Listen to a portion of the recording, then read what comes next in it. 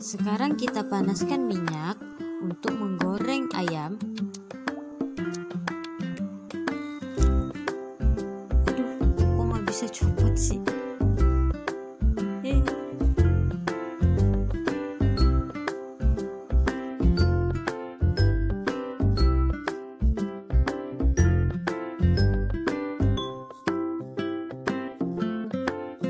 Kita goreng ayam sampai warna kecoklatan, dan di sisi lain kita panaskan sedikit minyak untuk menumis. Masukkan wortel, kol ungu,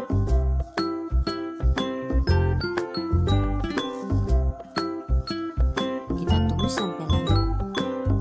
Terus kita masukin garam, ketumbar,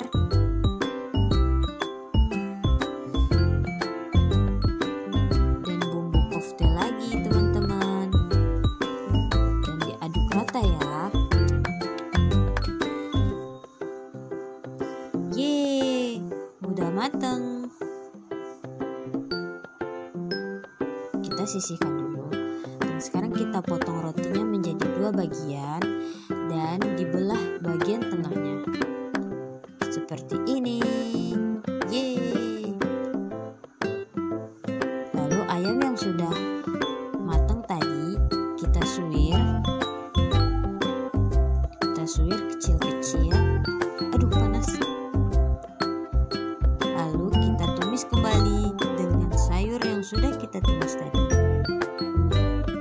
Aduk rata.